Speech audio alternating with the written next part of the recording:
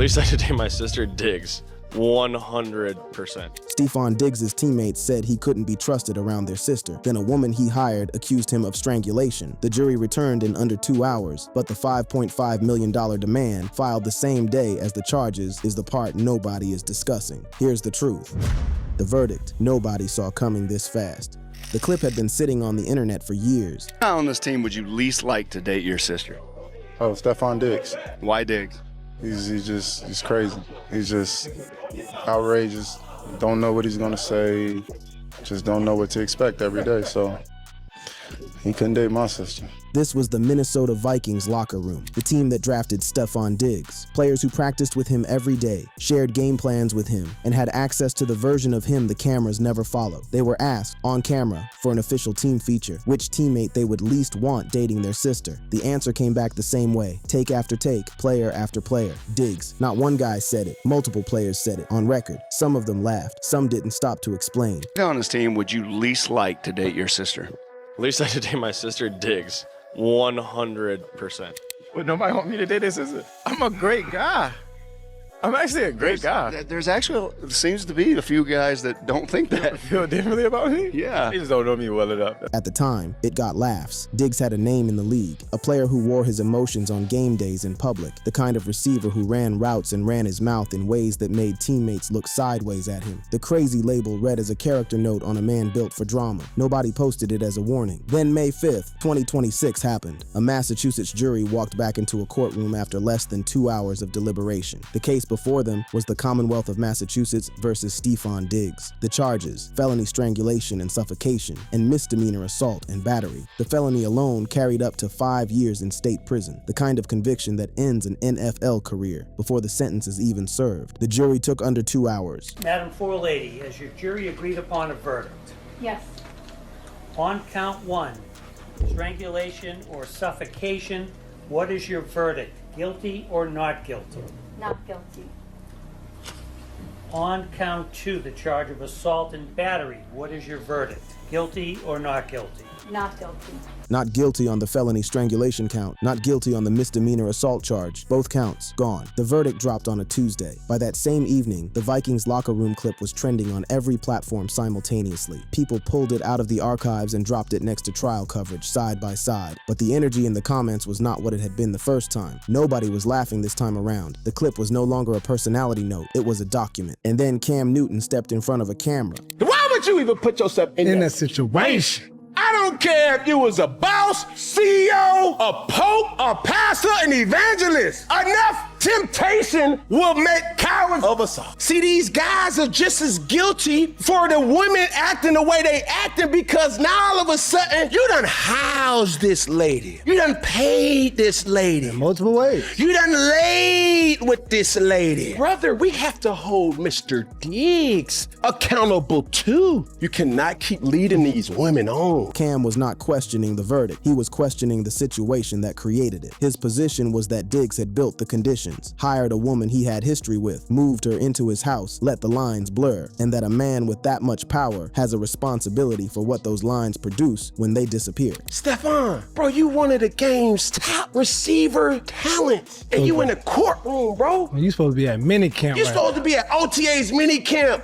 doubling up on the 1,000. Do you see Stefon Diggs potentially even playing back in the NFL again? As a fan, I would want to see Stefon Diggs back in the NFL. He's just such a superior talent. That was the NFL world's reaction in a nutshell. Legal question answered, but the conversation about the man not yet closed. Diggs' legal team came out with a statement the same day. Attorney Mitch Schuster called the verdict a vindication, said Diggs had been falsely accused, and that high-profile athletes are routinely targeted by people angling for financial settlements. He said a team would sign Diggs imminently. The NFL had a different response. Spokesman Brian McCarthy confirmed the case remained under review under the personal conduct policy. Not guilty in a courtroom does not automatically close a league investigation. The numbers from the trial were circulating everywhere by this point. Diggs' accuser's attorney had filed a $5.5 million demand against him just weeks before trial. Her mediator had filed a $19,000 wage demand on the same calendar day the criminal complaint was issued. The jury looked at all of it, every document, every witness, every allegation, and came back in under 2 hours. The social media reaction split down the lines it always does. Some pointed to the speed of the verdict as evidence the case never should have been filed. Others said a not guilty verdict says nothing about a man's character and went straight back to the Vikings clip for proof. Others went line for line through Cam Newton's argument and agreed with every word. All of those reads are legitimate. None of them are complete without understanding the full picture, the man, the woman, and the 5 months of courtroom drama that led to 2 words from a foreperson on a Tuesday morning. To understand the verdict, you have to understand the man. And to understand the man, you have to start at the beginning. The making of a complicated man.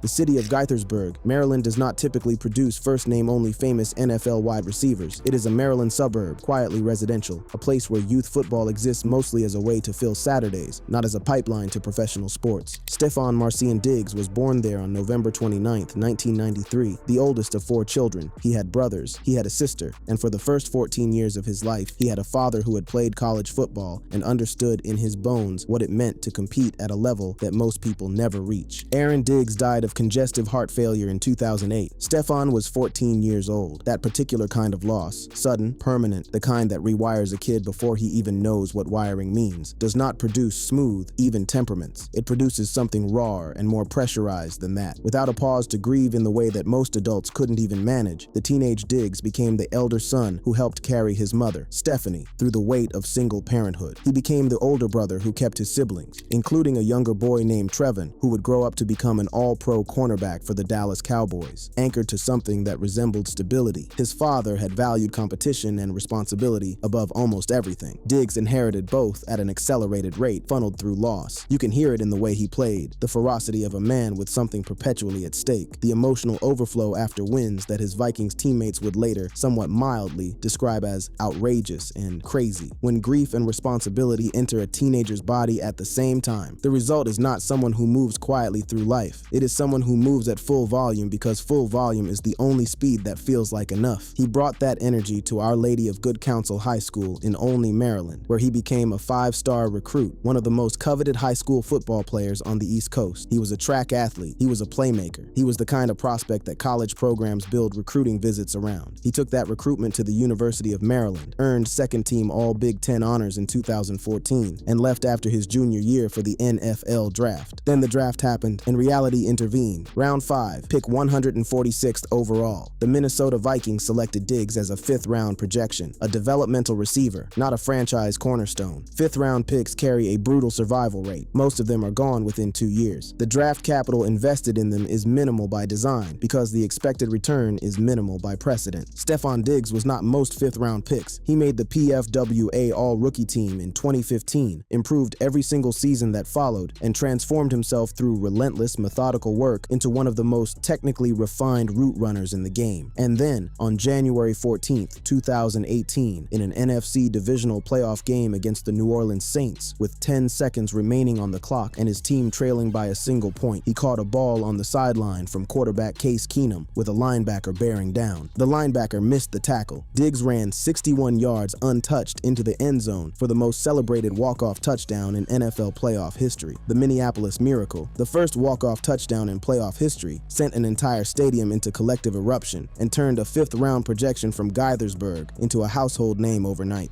All I can say is give it to God, because without him, nothing is possible, and I wouldn't be here, so damn, that shit feel good. Since I first got here, I never stopped working. Today was when all the work paid off. He signed a 5-year, $72 million extension with the Vikings after the Miracle. He kept producing at an elite level. But by the spring of 2020, the relationship between Diggs and the Vikings organization had corroded to the point of no return. He was unhappy with his role, his target share, the direction of the franchise. He had reportedly requested a trade. The Vikings obliged and sent him to the Buffalo Bills for a 1st-round pick and 3 additional selections. In Buffalo, alongside quarterback Josh Allen, Diggs became something the draft capital math could not have projected for a 5th-round pick in 2015, the single most productive receiver in the entire NFL. He led the league in both receptions with 127 catches and receiving yards with 1,535 in 2020. First-team All-Pro, Pro Bowl, then another Pro Bowl the following year, and the year after that. 4 Pro Bowls total, across a career that started at pick 146, but the exits kept coming. The Bills traded him to the Houston Texans in April April 2024, a salary cap move dressed in draft capital language. He played 1 season in Houston, then signed a deal with the New England Patriots in March 2025. The Patriots released him a year later, in March 2026, again citing cap structure. He became a free agent, and the personal life had always been complicated in ways the scoreboard doesn't capture. Diggs has children with multiple women, a history of relationships that generated as much tabloid coverage as touchdowns, and a documented pattern, visible enough that his own former Vikings teammates described it on camera without being asked, of living at an intensity that does not distinguish neatly between competitive fire on a football field and the kind of chaos that follows a man off of it, all of which matters because of a woman named Mila Adams and a night in December 2025 that ended with criminal charges. The chef, the mansion, and the night everything broke.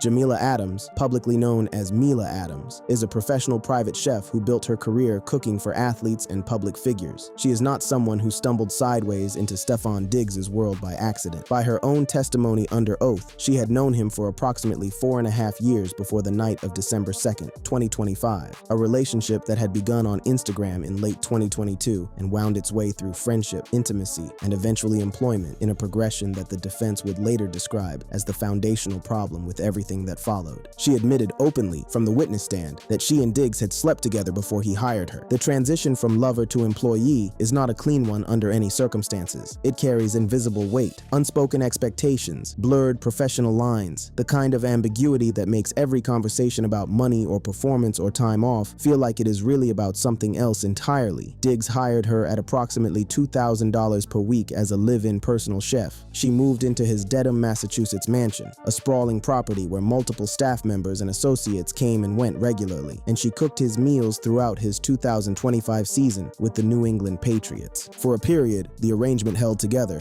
Then, in the first days of December 2025, it collapsed entirely. The breakdown started with money. Diggs, by Adams' account, had made promises beyond her weekly salary, promises of financial investment in a business she was building, of support that extended past his dinner plate and into her professional future. By the time December arrived, those promises had curdled into a confrontation. The text messages between them tell the story of a relationship that had completely detonated. I am ruining that life, is what I said.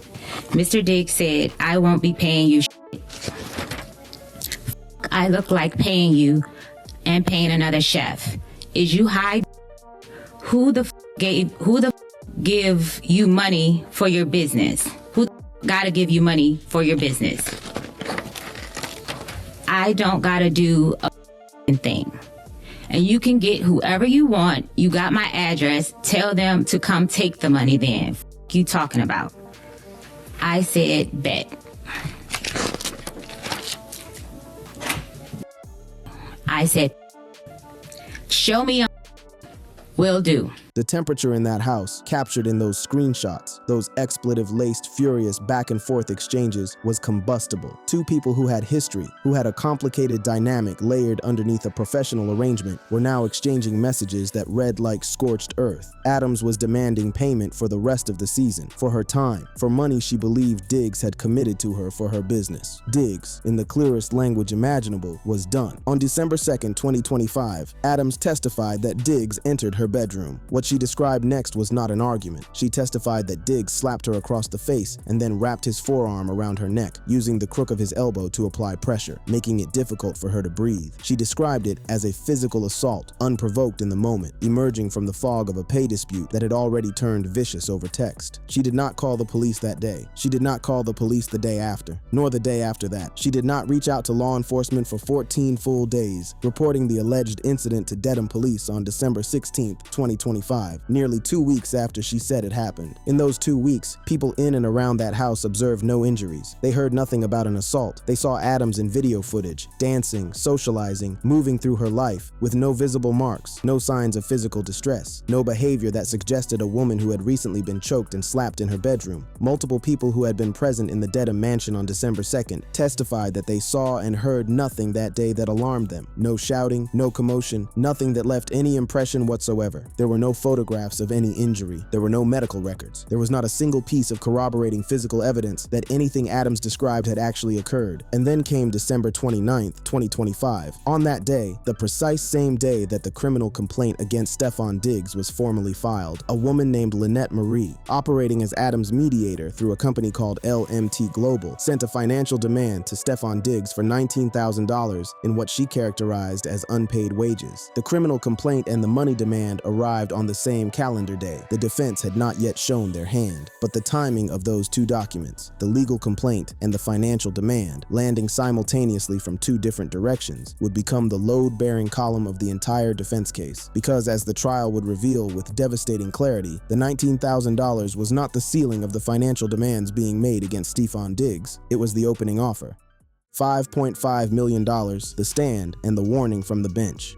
The courtroom inside Norfolk County Superior Court became a different room the moment Myla Adams took the stand for the second day of cross-examination. Defense attorney Andrew Kettlewell had built the architecture of his case on a single, devastating foundation. The prosecution had not produced one piece of physical evidence that an assault had occurred on December 2nd, 2025, or on any other day. No photographs of injuries, no medical records, no witnesses who had seen or heard anything unusual, no marks on anyone's body. The entire prosecution rested on the testimony of Myla Adams alone, her word against a man who maintained from the beginning that nothing had happened. The cross-examination that followed was a wreckage of credibility, played out in real time in front of a jury. It began with a text message. Ms. Adams, on January 1st, 2026, you sent Steph's girlfriend a text message that later appeared on TMZ's website, correct?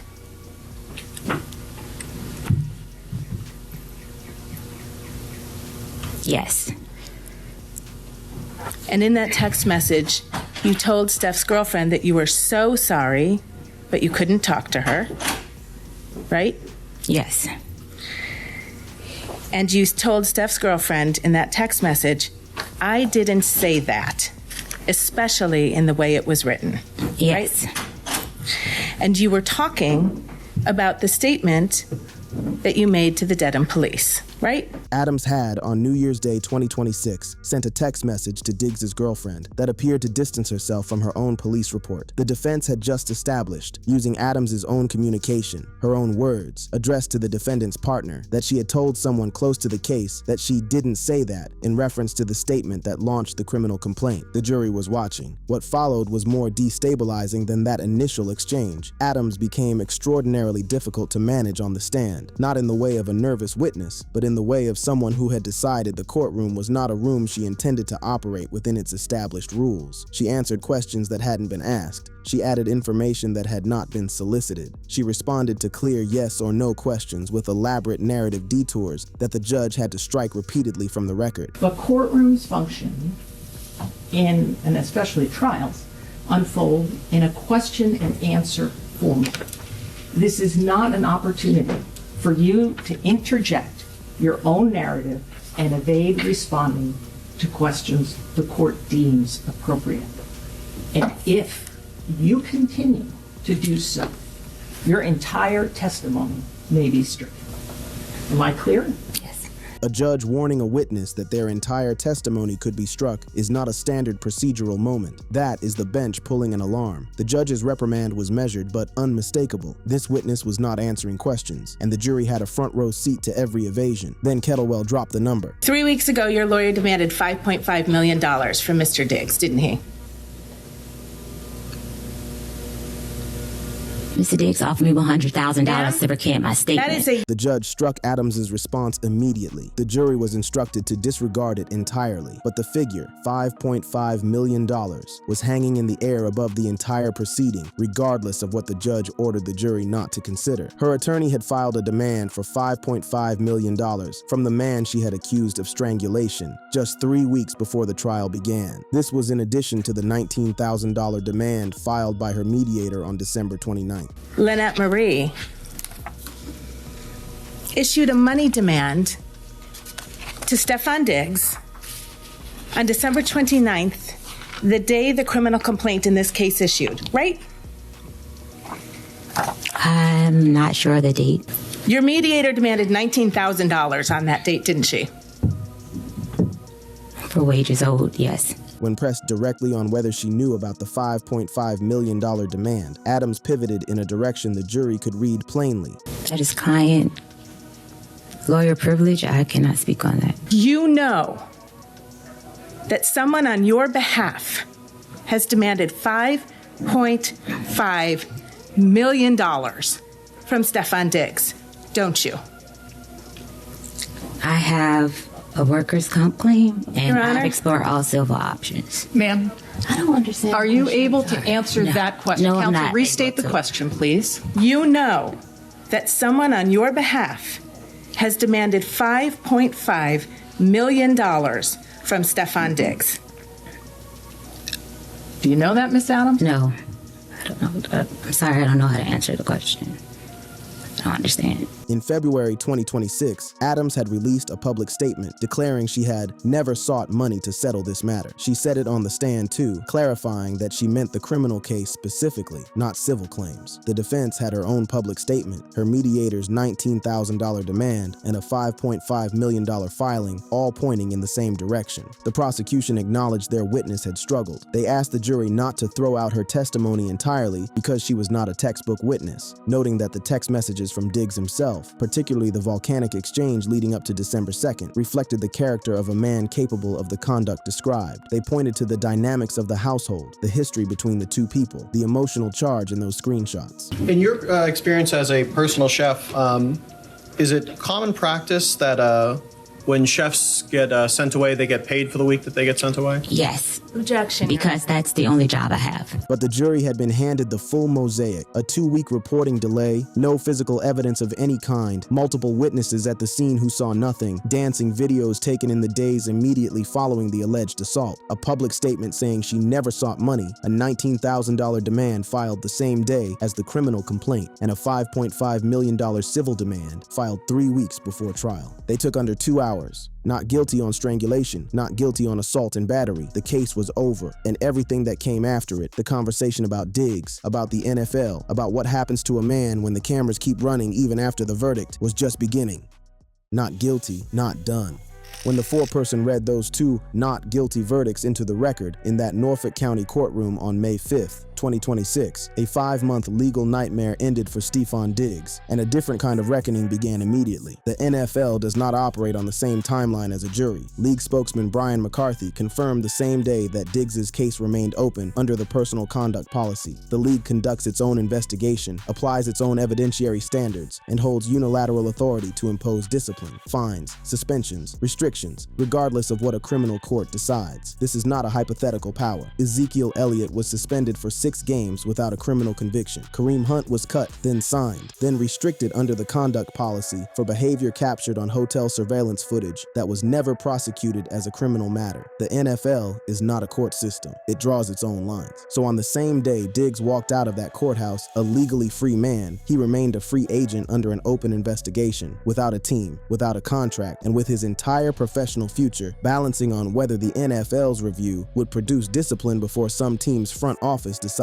the risk was worth the roster spot. His legal team was not standing down quietly. Mitch Schuster's post-verdict statement was pointed in its language. Diggs had been falsely accused. The charges had cost him games and guaranteed contract money that would never come back. And athletes of his profile carry a uniquely dangerous financial target that predatory actors understand how to exploit. The team declared they expected a team to sign him imminently. The verdict had removed the legal cloud. What remained was the league's own calendar. The timing matters because Diggs is not an average free agent sitting in football purgatory. He is a 4-time Pro Bowl wide receiver who led the entire NFL in receptions and receiving yards as recently as 2020. He is a receiver who ran technically meticulous routes at 32 years old, who accumulated over 1,000 yards in 2025 while dealing with off-field chaos that would have broken most players' concentration before the snap. He is the kind of veteran talent that contending teams covet in July when they realize their receiving depth has a hole in it, but none of that erases what that Vikings locker locker room clip now represents. People who had scrolled past it years ago were watching it for the first time with fresh eyes in the hours after the verdict. What had previously registered as a funny team feature, players joshing about which teammate was too wild to trust with their sister, now read as something more uncomfortable. These were men who practiced alongside Diggs every day, who saw the unfiltered version of him behind closed doors, and who answered that question the same way over and over without hesitation. They were not predicting a trial. They were describing a man they knew from sustained proximity, and in the context of felony strangulation charges, a $5.5 million civil demand, and a live-in chef with a complicated history, that description carries a weight it never had before. Cam Newton's argument, heard in full, is the most layered reaction to come out of this entire situation. When you have a conversation with women, or you ask them, have you ever spazzed out on a dude? And when you really delve into the situation, the fact that the man led them on is what led them to that. Keep it a buck with them, brothers. See, you saying, man, she tripping. Man, she crazy. No, brother. You was giving her the illusion that led to her delusion. See, these guys are just as guilty for the women acting the way they acting because now all of a sudden, you done housed this lady. You done paid this lady. In multiple ways. You done laid with this lady. Brother, we have to hold Mr. Diggs accountable too. You cannot keep leading these women on. But you make it so murky when it start become physical. Stefon, bro, you one of the game's top receiver talents. And you in the courtroom, bro. You supposed to be at minicamp, right? Cam's argument is not about the verdict. The verdict is settled. His argument is about the architecture of the situation, the way Diggs, by virtue of who he is and how he operates, constructed the exact environment in which everything that happened could happen. He is a man who survived the loss of his father at 14, rebuilt himself from the 5th round, created one of the most iconic plays in playoff history, and absorbed 4 different team exits, and without the wheels coming fully off his career. He has been here, at the edge, before, and found a way through. Whether he finds one again depends on how much the NFL review costs him, and which team decides the talent outweighs the temperature. Thanks for watching. Click on the content on screen to check out our other content.